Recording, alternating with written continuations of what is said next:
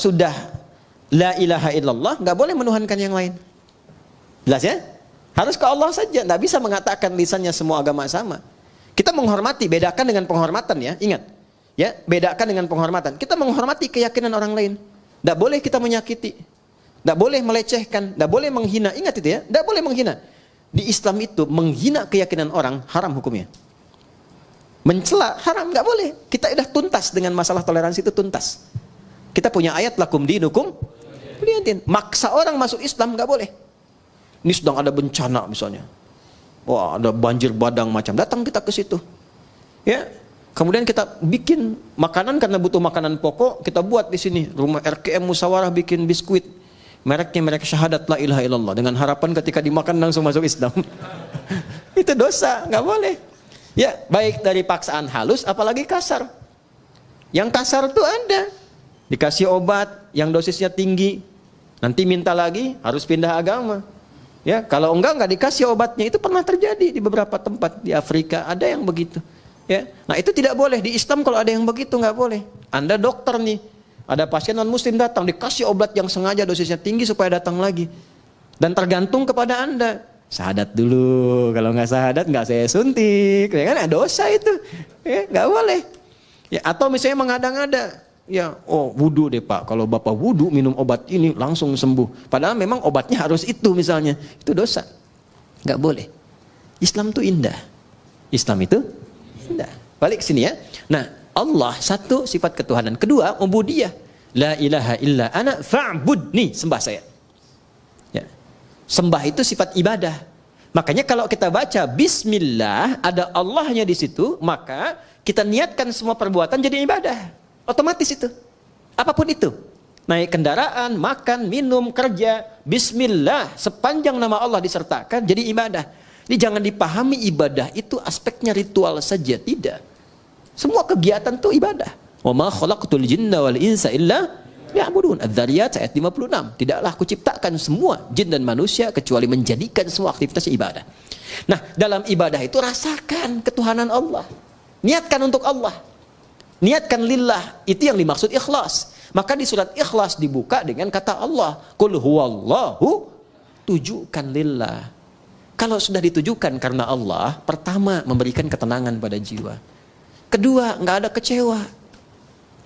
Ada kecewa. Antum ikut tender, diniatkannya untuk proyek gitu-gitu aja. Seharusnya antum yang menang, kualifikasinya antum yang dapat, tapi diserobot orang lain, kecewa antum. Kenapa begini, kenapa begitu? Tapi ketika anda lihatkan, lillah, saya mau ibadah, mau gini. Ya, begitu diambil orang, Allah mungkin punya hikmah lebih baik. Saya ikhtiarkan, nggak dapat, ya sudah. Ya, ada tanggung jawab, dia begini, begitu. Itu nikmatnya lillah tuh begitu. Untuk merawat nih ya, teman-teman santri begini, tiba-tiba ada perilaku yang nggak sesuai dengan harapan antum, bisa kecewa. Saya rawat-rawat, saya begini begitu, ternyata perlakuan kamu begini. Padahal yang nitipkan rezeki juga Allah, yang menetapkan dia hadir di sini Allah, ya kan? Maka ketika muncul sifat itu, hilanglah kemudian keberkahannya. Tapi ketika semua diniatkan karena Allah, maka ada sifat bijak, tenang hati kita, kita bisa membaca, oh itulah tadabbur.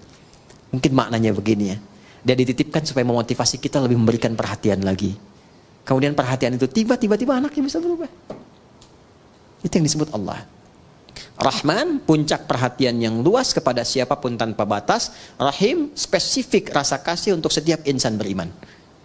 Rahman dan Rahim, singkatnya rahmat untuk semua. Di orang Islam tuh kalau Bismillahirrahmanirrahim baik, sama non Muslim baik, punya tetangga Kristen dibaikin, yang Hindu dibaikin, yang Buddha dibaikin, itulah Rahman. Apalagi pada Muslim, apalagi keluarga sendiri. Sama istri rahmah, sama suami rahmah, sama anak-anak rahmah. Itulah Rahman dan Rahim. Makanya nggak ada pertengkaran kalau Bismillahirrahmanirrahim itu benar kita amalkan. Indah. Masak makanan kata Nabi. Masih ingat hadisnya? Baunya sampai ke tetangga. Maka bagilah makanan itu walaupun kuahnya. Apa lantum kuahnya itu? Tapi cara memahaminya mesti sempurna. Jangan sampai antum makan ayamnya, kuahnya dibagi tetangga gitu ya. Yang dimaksud Nabi itu salah satunya adalah bima ma'na wa kama qala wa kama qasada Nabi sallallahu alaihi wasallam, yang dimaksud walaupun masak kuah saja, kalau baunya nyampe jangan sampai tetangga salah tafsir. Kan sekarang banyak bumbu kan? Halo? Bumbu opor yang dimasak tempe kan? Kan yang nyampenya bau opor. Dia nggak tahu kalau masak tempe. Maka bagikan supaya tidak salah paham. Tapi pertanyaan saya, apakah di hadisnya itu ada khusus untuk orang Islam saja? Tidak. Ini tetangga di sini mungkin tidak semua Muslim nih, ya kan? Ada yang Kristen, ada yang macam-macam. Sampai berita di sini ada air, ada makan, bagi. Jangan sampai datang ke sini. Pak, kemarin kayaknya bagi sembako. Iya, cuman sayang ibu kafir. Enggak boleh begitu. Hati-hati itu, dosa hukumnya enggak boleh. Ya, bagi. Sebelum diminta datangi. Ya, pagi Bu. Oh iya pagi Pak. Ini ada sedikit nih. Oh, kok banyak sekali ini. Terima kasih. Bapak baik banget. Bukan saya, tapi Allah yang memerintahkan saya untuk berbagi. Rasulullah yang mengajarkan kami untuk berbagi seperti ini. Ini bayarnya berapa? Enggak ada bayar. Oh, gitu ya. Islam begitu ya. Iya tuh. Itu keindahannya. Ya, 3 hari kemudian bisa diketok lagi Anda. Assalamualaikum. Udah bisa assalamualaikum tuh. Ya kan? Alhamdulillah tuh. Begitu Anda buka dia tanya kan, apakah hari ini Allah sudah memerintahkan berbagi lagi? Kita nikmat merasakan itu. Itulah indahnya Islam. Ya. Masih ingat hadis tentang pohon? Ya kan? Kalau ada pohon, ada buahnya ke tetangga, dibagi kan? Hakun mustarak kan? Lihat nih musyawarah di depan ada pohon mangga, pohon apa? Kalau itu buahnya keluar, jangan protes kalau diambil orang. Karena hak berbagi, hakun mustarak. Anda punya pohon rambutannya ke tetangga, jangan sampai nunggu dia meminta. Antarkan. Assalamualaikum, ketok, ada kan? Atau non muslim, nggak apa-apa, selamat pagi, gini. Atau kita niatkan diberikan hidayah. Diketok, ada apa Pak? Ini, depan kan ada rambutan. Ya saya tahu punya bapak kan? Iya bukan, tapi kan ibu selalu melihat buahnya, kadang-kadang kedapatan sampahnya. Saya mohon maaf, ini bagian ibu yang sini. Gak usah minta sama saya. Kalau sudah merah, ya, oh saya senangnya yang kuning aja, nggak apa-apa. Kalau sudah menguning, Tommy kan senang yang hijau ya. Mesti hijau udah dipetik gitu. Baik, saya senangnya nggak apa-apa. Silahkan ambil, ini bagian ibu. Kok begitu? Dari mana aturannya? Islam yang mengajarkan begitu. Rasulullah mengajarkan jangan biarkan orang menikmati pemandangannya tidak merasakan hasilnya. Ambil aja Bu, ambil. Udah pulang. Nikmat bertetangga begitu. Ya, walaupun dia bukan muslim kita terangkan, kita sampaikan. Islam yang mengajarkan demikian, datang hidayah. Cuman kadang-kadang memang besoknya ayam kita main ke situ. Dia kira hukum ayam sama dengan rambutan kan, dia sembeli itu.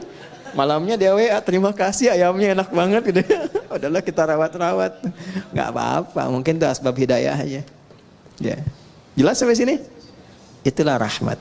Itulah rahmatan lil alamin.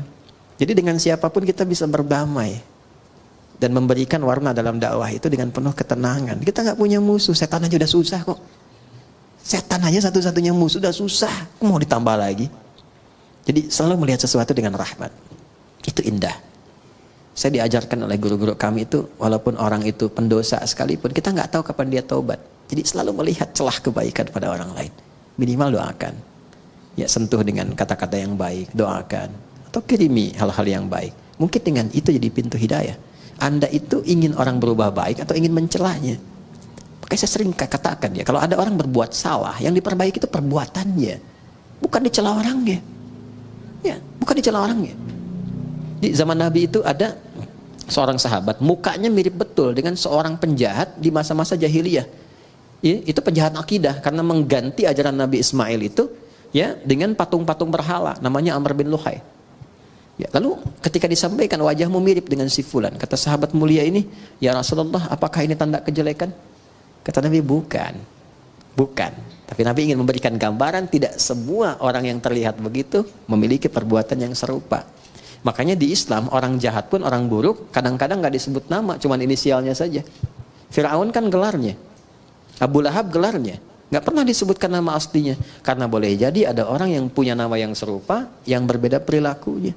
Jadi kalau ada orang berbuat salah, mohon maaf, jangan dieksploitasi, jangan disudutkan, jangan diburuk-burukan namanya, karena yang salah perbuatannya.